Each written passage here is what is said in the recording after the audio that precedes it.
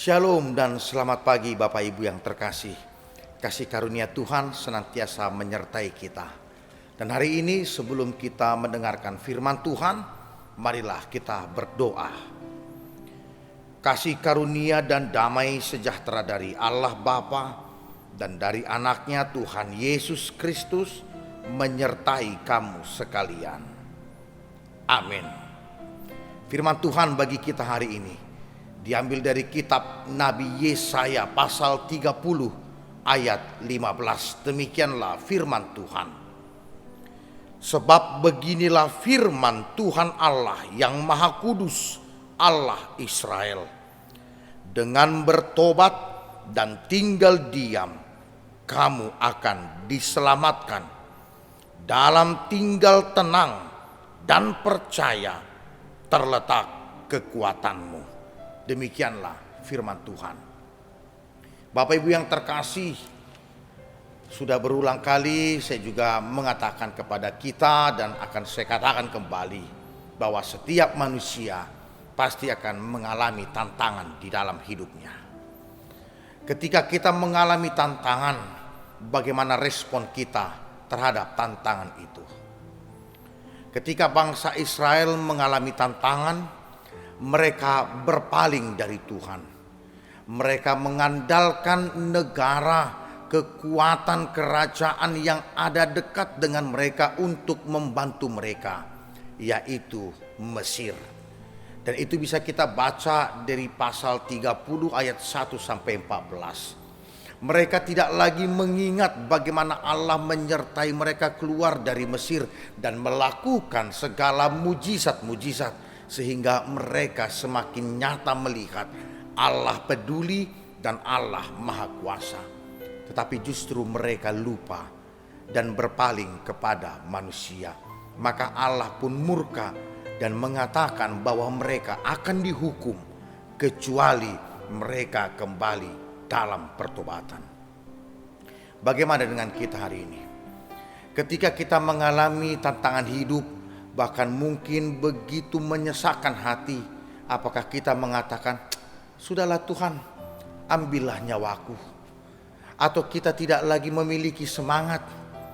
Atau kita mungkin meminta bantuan kepada orang lain langsung tanpa pernah kita berkonsultasi, bertanya dan memohon petunjuk kepada Tuhan. Hari ini kita diingatkan bahwa Allah berfirman kepada kita juga, dengan bertobat dan tinggal diam kita akan diselamatkan, dan ketika tinggal tenang dan percaya maka di sanalah terletak kekuatanmu, tetapi kamu enggan, katanya.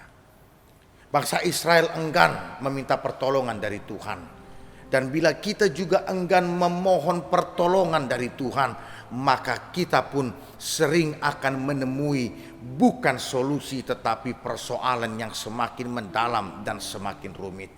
Maka ketika hari ini mengalami pergumulan, pertama, berdoalah, berserulah kepada Dia, dan tinggallah tenang, agar dengan itu kita menerima petunjuk dari Dia dan kita percaya kepada Dia. Hanya di dalam imanlah yang akan menyelamatkan kita. Tanpa di dalam iman kepada Kristus, tanpa kita mempercayakan diri kita ke dalam tangannya, maka kita sering tidak mengalami solusi, tetapi justru persoalan itu akan semakin membebani. Maka tidak terlalu sulit, bukan? Berdoa, meminta petunjuk, setia, tenang, dan percayakan hidupmu hanya ke dalam tangannya. Bukan berarti tidak boleh meminta tolong, bukan berarti tidak boleh berpikir, tidak. Tetapi serukanlah pertama kepada Dia, maka kekuatan kita, orang-orang di sekitar kita, itu akan dipakai oleh Tuhan untuk menjawab persoalan. Ketika Dia berkenan kepada kita, apapun dalam dunia bisa menjadi alat solusi. Siapapun di dalam dunia bisa dipakai Allah menyelesaikan masalah kita. Tetapi percayalah hanya dalam Dia.